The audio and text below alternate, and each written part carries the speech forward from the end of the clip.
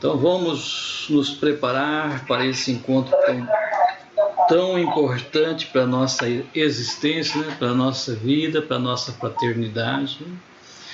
Nos colocando nessa noite inteiramente nas mãos do Pai, né? Então feche os olhos um pouquinho, vamos nos colocar a seus pés, como crianças necessitadas, né, do Pai. Necessitamos do Pai, que nem o Isaac necessita da Kênula, do Nivaldo. Nós somos como o Isaac, né, necessitando do nosso Pai para tudo, né? Precisamos dele. Sem ele nós não somos nada, né?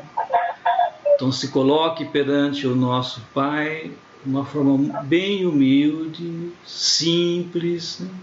Desapegados, se esvaziem de tudo, para que Ele, nesse momento, nos preencha. Né? É Ele que vai nos preencher. Não somos nós, né? É Ele que nos preenche, é Ele que nos eleva, né? É Ele que vai se pronunciar através de cada um de nós, né? Nós não vamos fazer nada, apenas vamos ouvir aquilo que Ele tem a nos dizer essa noite, né? Então conversem com Ele, Ele nos ama, Ele quer bem a cada um de nós, Ele só quer a nossa felicidade, né? Mais nada. Então se entreguem em suas mãos totalmente e peçam que Ele venha essa noite animar a cada um de nós, aumentar um pouco mais a nossa fé, que Ele venha abrir a nossa mente, o nosso coração, para entendermos um pouquinho melhor das suas verdades, dos seus ensinamentos, do que Ele deseja passar para nós essa noite. Vamos ficar bem atentos, né, em tudo aquilo que Ele vai nos ensinar. Peçam a paz, né, para cada um de nós, para a nossa família. Em especial, vamos rezar, né, esse momento de oração aí pela paz no mundo, né? Vamos pedir ao nosso Pai, né, a nossa Rainha da Paz, a nossa Mãe, né, que traga a paz ao mundo, né? Rezemos pela saúde, da nossa família, da nossa fraternidade. Invoquemos todos juntos a Santíssima Trindade, em nome do Pai, do Filho e do Espírito Santo. Amém. Amém.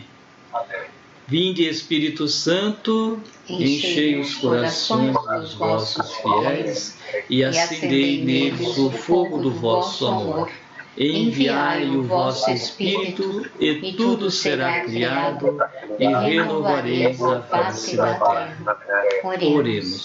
Ó Deus, que instruístes os corações dos vossos fiéis com a luz do Espírito Santo, fazei que apreciemos retamente todas as coisas segundo o mesmo Espírito e gozemos sempre da sua consolação.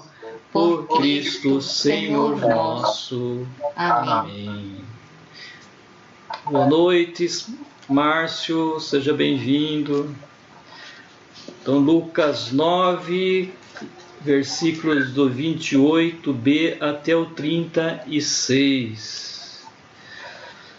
Todos já acharam, né?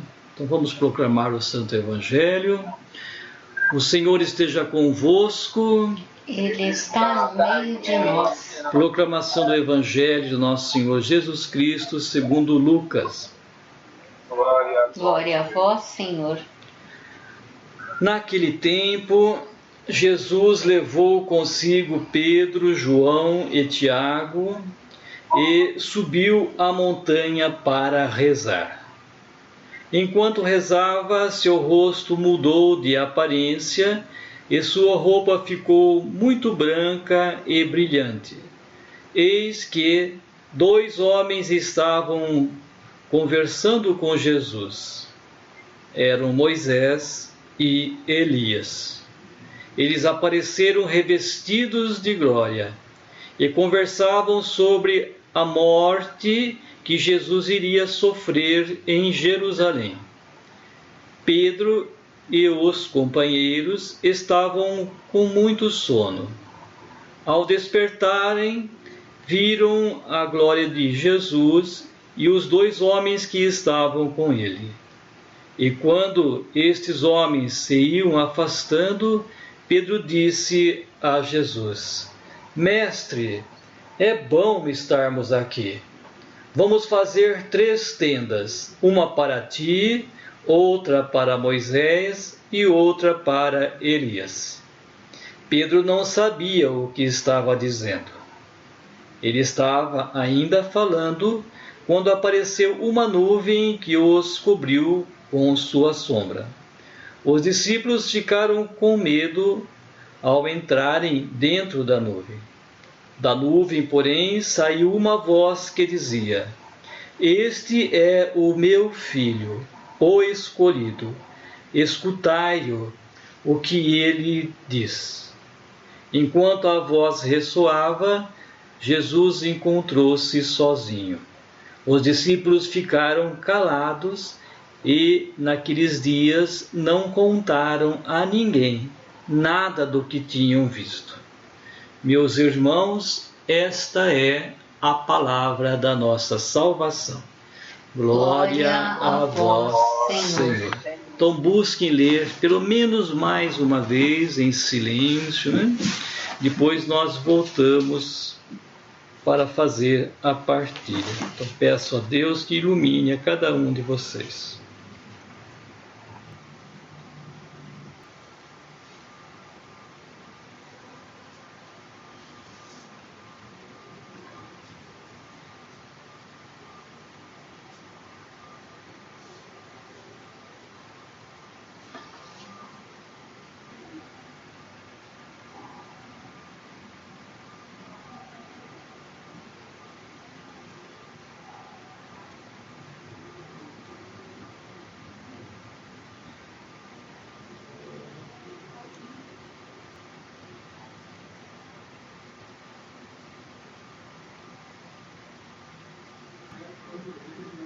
Pronto, gente, deu para ler pelo menos uma vez, né?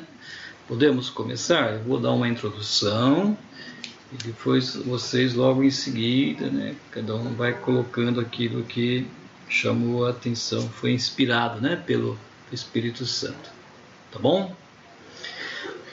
Então, esse evangelho de hoje é interessante nós observarmos, né? Que nesse tempo de Quaresma, né, as leituras escolhidas vêm a falar bastante, a nos ensinar bastante sobre a oração, né, o jejum, a caridade, que nós devemos ter essa prática, né, com mais ênfase nessa época. E o evangelho de hoje vem mostrar justamente Jesus subindo no monte para rezar, né, a oração, junto com alguns dos seus discípulos, né. É bonito ele subir junto com os seus discípulos para também ensinar, né, os seus discípulos a rezar, e ele também, através desse evangelho, nos ensina, né. É bonito, é impressionante, né, essa luz que vem de Jesus no momento que ele começa a rezar. E essa luz que vem de Jesus nada mais é que a luz de Deus, né? Então, no momento de oração, quando cada um de nós reza, nós também somos iluminados, né, por Deus, né? Essa luz não é nossa, ela vem de Deus. Então, quanto mais nós nos deixamos ser levados pela oração, aproximando-se, então a oração nos aproxima do Pai, então mais ele vai se manifestando em nós. E Jesus, como tem que ser, né? Ele é Deus. Essa luz veio ao encontro dele, né, 100%, né? Então Jesus estava todo iluminado, é a luz de Deus, né, de uma tal forma que os discípulos não conseguiam fitar, né, Jesus, de tão forte que é essa luz, né? Volto a dizer, né, a importância da oração, esse contato com Deus. Então, orar significa entrar em contato, né? Deixar Deus agir em nós, né? O que o Senhor quer que eu faça, como eu devo fazer, onde eu devo ir, o que eu devo falar, né? É o se deixar abrir totalmente a Deus para que Ele tome conta do nosso ser, esse se esvaziar completamente para que Ele nos preencha, né? É Ele vivendo em nós. Então, o verdadeiro orante deixa Deus agir nele, deixa Deus viver nele, né? Não é mais ele que vive, como disse Paulo, é Deus, né, que vive em nós, né? É isso que aconteceu com Jesus nesse momento da transfiguração, né? Então, é assim que ele está nos ensinando e é assim que deve ser, né? É o se deixar ser levado, né? Não pensar em mais nada. O foco é Deus, né? O interesse de Deus, né? É assim que deve ser os nossos momentos de oração. Nesse momento de oração, como vocês viram aí, falou com Jesus, Moisés e Elias, né? Também esse momento é muito importante, né? Moisés e Elias, que representam as leis, né? Os profetas, né? Mas eu vejo de uma forma assim, do mundo espiritual estar mesclado em nós, né? Nós aqui, sem oração, estamos no mundo material. É assim que o mundo vive hoje, as pessoas vivem. Sem oração, está aí nesse mundo isolado. Com a oração, esse mundo espiritual, ele toma conta, né, de nós. Ele faz parte da nossa vida, né? É o mesclar, estar junto, você interagindo com esse mundo espiritual, né? Se tornando um todo. Então, no momento da oração, você consegue estar nesses dois pontos, né? Como se estivesse um pé no mundo material e o outro pé no mundo espiritual, né? Só consegue entender esse o verdadeiro orante, né? É o que Jesus fez nesse momento. Então é esse intercâmbio, essa conversa, esse estar nesses dois planos ao mesmo tempo, onde através da oração ele vem nos auxiliar, vem nos ajudar, né?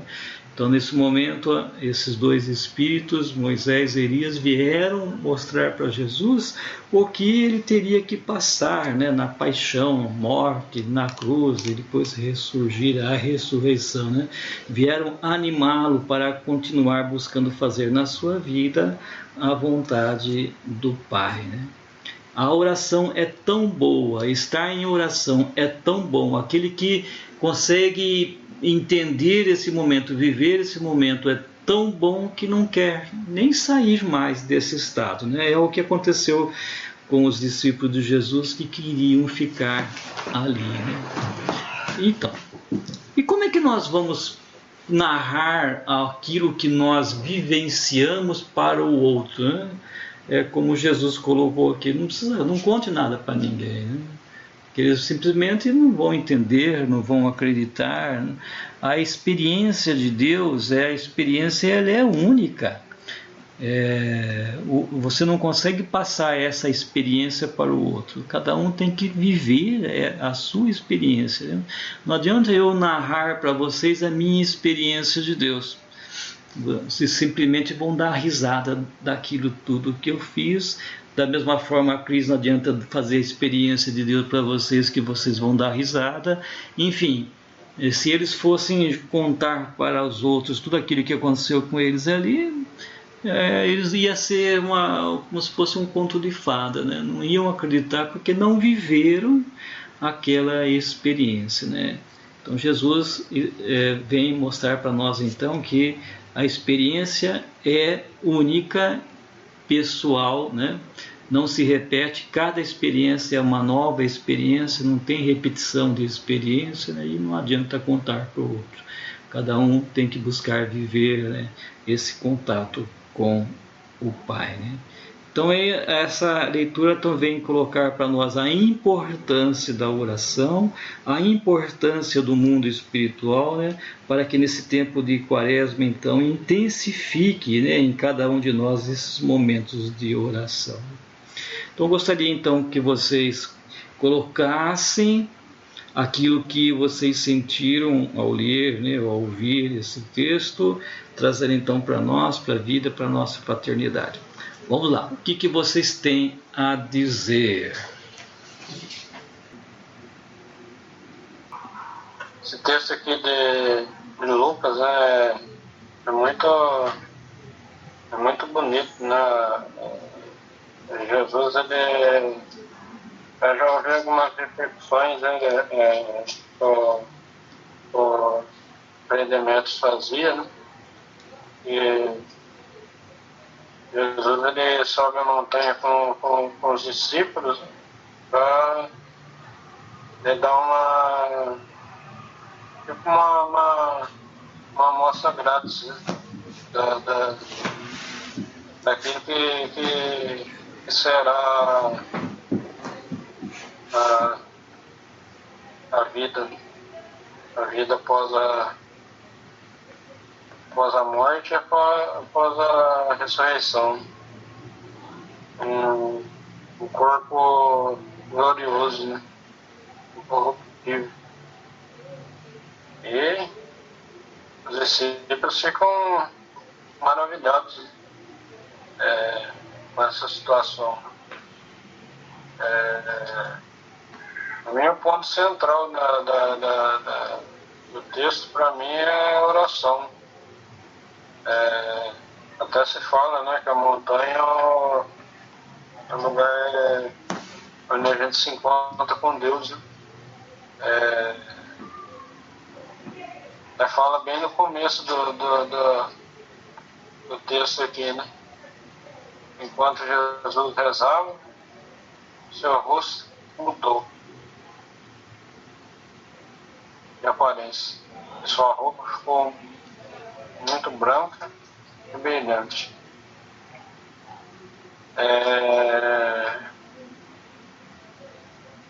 Jesus, ele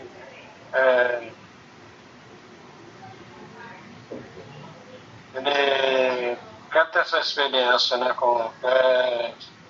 Os discípulos têm essa experiência, né, também, né? De experimentar, né? E para o ser humano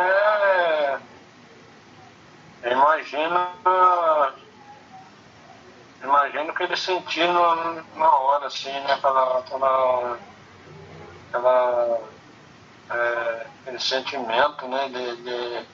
De estar num lugar tão bom, né?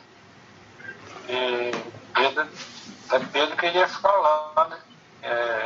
Quando de fazer tendas, né?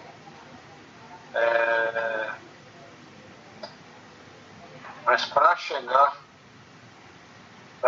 na glória, é preciso passar pelo sofrimento, né? Se não tiver sofrimento, não tiver a morte, não tem ressurreição. Então, e fica só a voz aí, né? A voz que ressoava, né?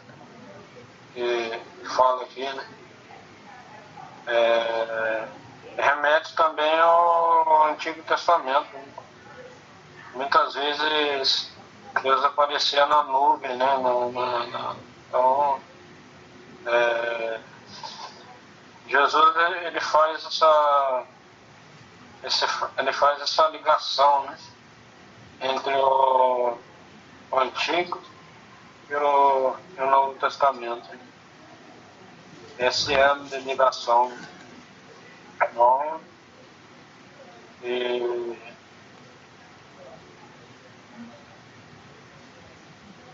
final fala que nos discípulos ficaram calados naqueles dias. E naqueles dias não contaram a ninguém nada do que tinham visto. Acho que para mim isso aí é uma questão ele seria o momento certo de falar, né? Jesus não era uma pessoa gostava de se aparecer, né? Tudo tem seu momento estabelecido, né? Então,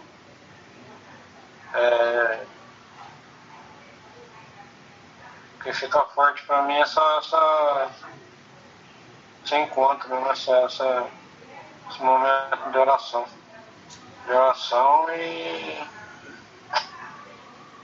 enfrentar, né? Mesmo que seja, a gente tem que passar pela cruz, né? Que a gente siga firme, um ajudando o outro, né? Podemos levantar 3 tendas, uma para ti, outra para Moisés e outra para Elias. É muito cômodo, né? Acho que a nossa civilização a gente faz isso também, né? Tem coisas que a gente fala assim, é melhor eu me fechar, né? Eu ficar no meu cantinho do que eu tentar ajudar, tentar me expor, né? Então, esse evangelho é muito lindo, essa é a verdade, é muito bonito. Então, eu fiquei só com essa frasezinha aí. O evangelho como os outros falaram, é a oração, né? Então, a oração nos transforma, né? Como pessoas, como cristãos, né? Ainda Jesus. Então, a oração nos transforma e nos revela Jesus, né? Assim, um pedaço assim, interessante que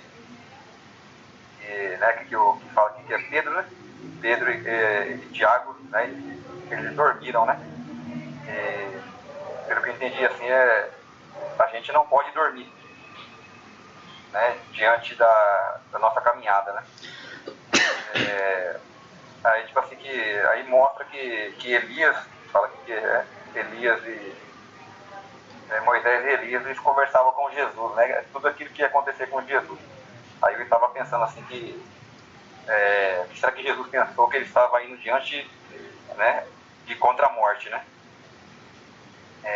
Aí a gente começa a pensar assim, você vê que Jesus estava levando vida, né?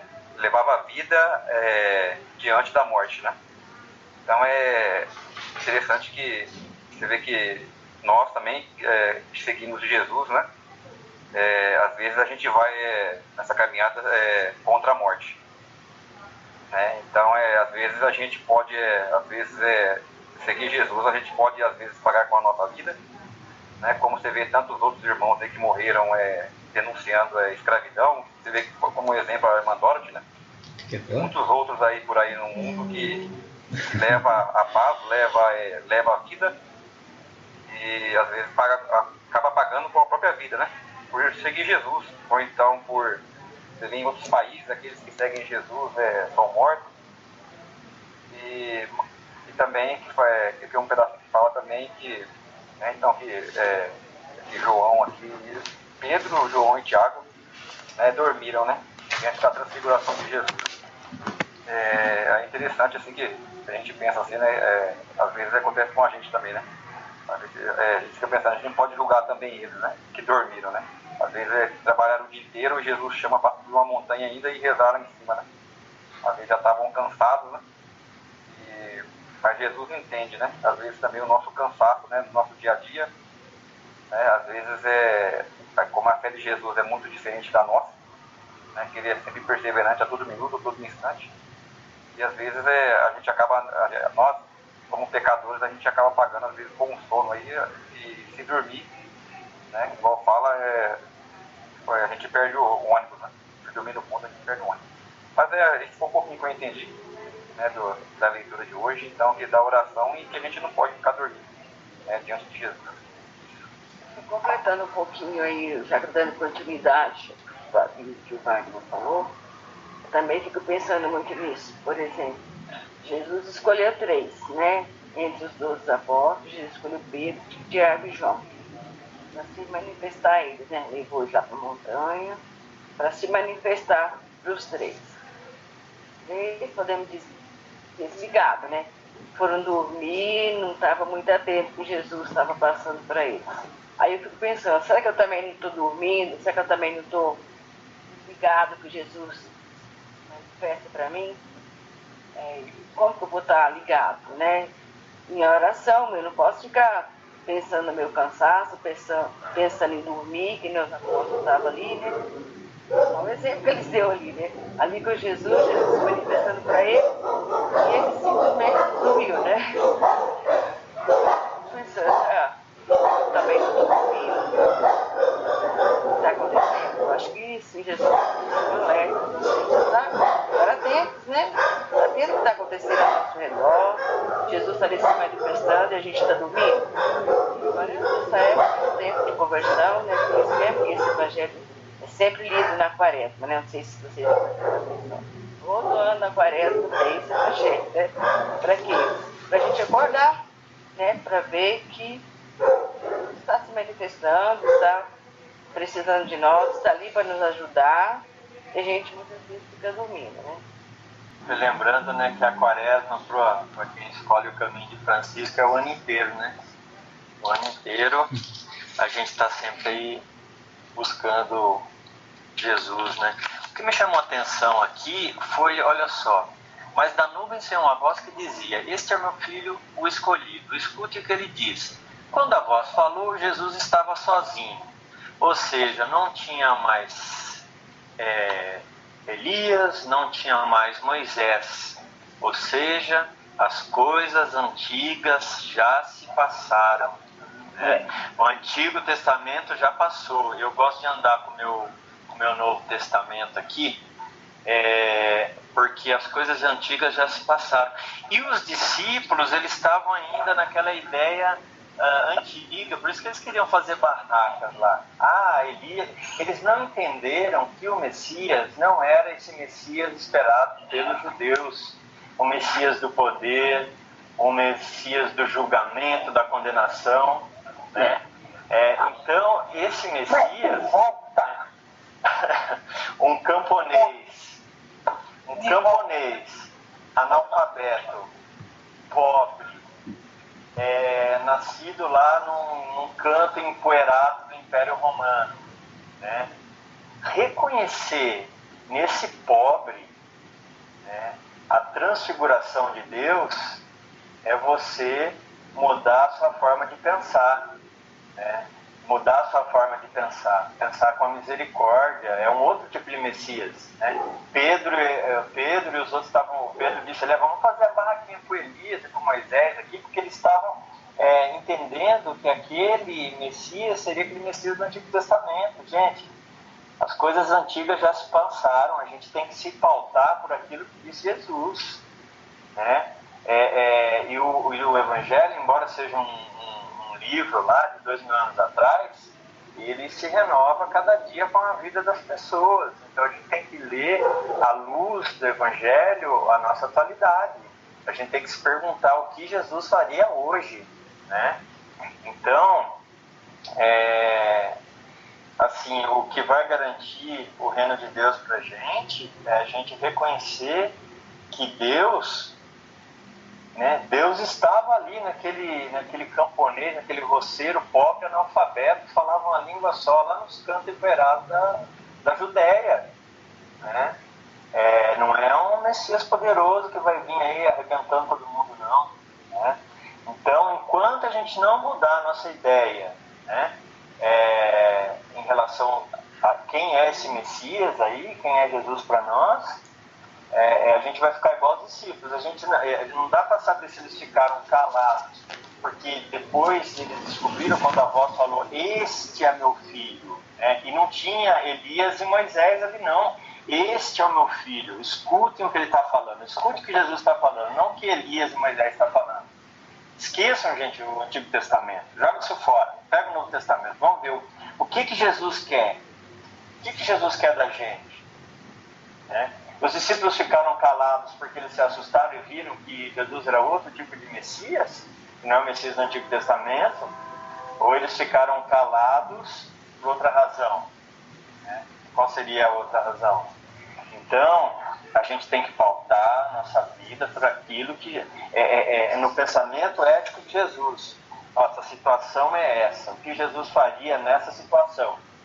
Não adianta a gente pegar um conjuntinho de regras, né, que tem lá, né, um conjuntinho de regras. Se eu seguir todas essas regrazinhas, eu vou ir para o céu. Se eu seguir tudo isso daqui, fizer isso aqui certinho, eu vou ir para o céu.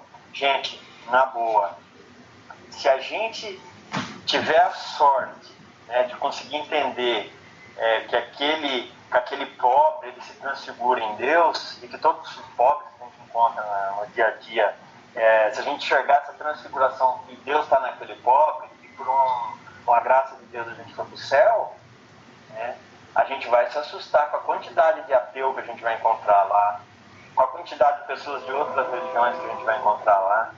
Né? Então a gente tem que tomar cuidado. Vamos pautar a nossa vida por aquilo que Jesus faria. A situação é essa, o que Jesus faria nessa situação. Só isso. E as coisas antigas já se passaram. Moisés e Elias já foi, gente. A gente tem que parar de pensar a religião como os judeus pensavam. A gente está sendo hipócrita igual os judeus. Né? A gente tem que viver o evangelho na nossa vida como Jesus.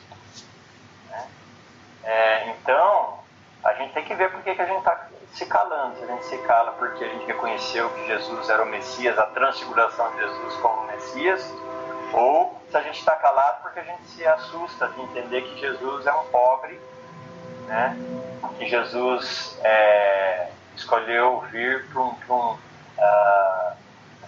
não naquele formato de poderoso, de condenador, de julgador. Né? Então, o que Jesus faria, e eu faria da mesma forma que fez Jesus, e é isso. O nosso deserto é todo dia, é toda hora. Deixa eu pegar um gancho aqui do Márcio, que ele ressaltou, né? Este é o meu filho, o eleito. Ouça, ouviu. Só que lá no batismo, Deus que é Pai, falou, tu és meu filho, eu hoje te gerei. Aí nesse trecho, né, Jesus nos convida a colocarmos na presença de Deus por meio da oração, a ganhar intimidade, para assim a gente poder ir assimilando e colocando no coração, na mente, na atitude, esse amor de Deus, essa misericórdia. Então, a transfiguração é justamente a modificação do meu pensar, do meu agir, do meu sentir. E Deus vem falar agora, ouça o convite do meu filho, né? Vamos colocar essa transfiguração na vida de vocês. Aí eu acho que Francisco, se a gente pegar a trajetória dele, fez muito bem, né? Porque ele tem os momentos de oração, de silêncio e a transfiguração dele, na modificação dele, que é um caminho contínuo, né? Que é estar junto dos últimos, dos que mais precisam, seja lá ele quem for. Para mim foi isso que ficou. Transfiguração e transformação. Vamos desmontar um pouquinho a coisa para a gente entender, né? Vamos desmontar o relógio e tentar montar ele outra vez, né? A gente precisa entender essa diferença, a gente vai percebendo essa diferença no decorrer do texto. Então vamos assim, subiu a montanha, né? Toda vez que Jesus quer orar, ele se retira para a montanha. Né? Montanha é um lugar que nos aproxima de Deus. Né? Interessante que Jesus vai orar, Jesus vai rezar. Né? Ele manda uma pessoa, né, da Santíssima Trindade, para quem que ele vai orar? Né? Por quê? Né? A pergunta que a gente se faz, né? Se ele, que é uma pessoa da Santíssima Trindade, rezava, né? Então é uma maneira dele também nos ensinar. Quer dizer, a oração é aquele momento que nós nos aproximamos de Deus. Mais para frente nós vamos ver um pouquinho aqui, e ele então escolhe 3 dos discípulos, são 3 lideranças, 3, né? Isso tem um significado forte na Bíblia, né? Número 3. Muito bem. E lá durante a oração, ele tem o rosto alterado, né? As vestes mudam, né? E nesse momento surgem 2 homens, né? Moisés e Elias. Nos três evangelhos sinóticos, essas 2 pessoas, o patriarca e o profeta que iria voltar. O patriarca, Moisés, e o profeta que iria voltar, que era Elias. Isso na visão, na interpretação, na esperança do povo de Israel, né? Do judeu. Todos montando o texto para a gente entender um pouco melhor, né? Porque esse texto diz muita coisa para a gente, né? Tem muitas interpretações que a gente pode fazer e tem que tomar cuidado, né? Senão a gente sai do foco, né? E vai para uma realidade que não diz muito para a gente. É importante a gente entender o que esse texto está nos passando de principal. Ele nos passa inúmeras coisas, mas tem um ponto, um foco principal, né? Muito bem. Percebe que enquanto Jesus está orando, né, está rezando, né, ele convidou os outros 3 para rezarem com ele, mas os 3 estão dormindo, porque ele vai falar que ali na frente, ó, ao despertarem, só se desperta quando está dormindo, né? Eles já não estavam mais sonolentos. Então é aquilo que o Marcos estava falando da condição da oração, né? O que adianta você estar rezando, rezar 3, 4 terços, né? Você acha que fazendo isso você está próximo de Deus? É a pergunta que eu faço para mim também. Que tipo de oração é essa? Que tipo de oração que Jesus fazia? É um momento de intimidade, no bom sentido, com Deus. É no momento que Deus vai nos ouvir enquanto Pai, e nós, enquanto filhos, humildemente, nós vamos pedir uma orientação, uma ajuda, no sentido de nos conduzir, né? Essa é a intenção da oração, né?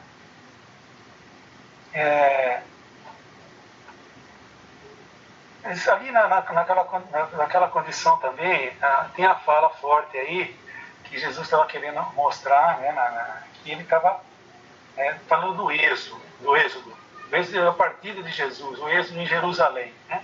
Era a partilha de Jesus, é ali que ia se confirmar esse êxodo, né? A morte, né, de Jesus e na sequência a ressurreição, né? Era esse preparo. Mas naquele momento de êxtase, né, daquela transfiguração, é uma situação muito boa sensação, né? E aí entra a proposta das 3 tendas. As 3 tendas significa permanecer naquela condição, naquela situação de prazer, de calma, de calmaria, né? Então, as 3 tendas têm esse sentido, né? De permanecer. Muitas vezes nós nos acomodamos também numa zona de conforto, né? Tudo está bom, né? Eu não vejo mais nada porque a nuvem encobre nossos olhos, né? A gente não consegue ver aquilo que Deus quer que nós vemos. Então, ele venda os nossos olhos com a nuvem, mas da nuvem sai uma voz. Olha que interessante. Você já não enxerga porque você está vendado pela nuvem. Mas da própria nuvem que vendou os seus olhos, sai uma voz. Que este é meu filho muito amado, né? Então, assim, o que nós vamos aproveitar daí, nesse ponto mais importante? Eu acho que o resumo disso tudo, né, é o poder, a força da oração.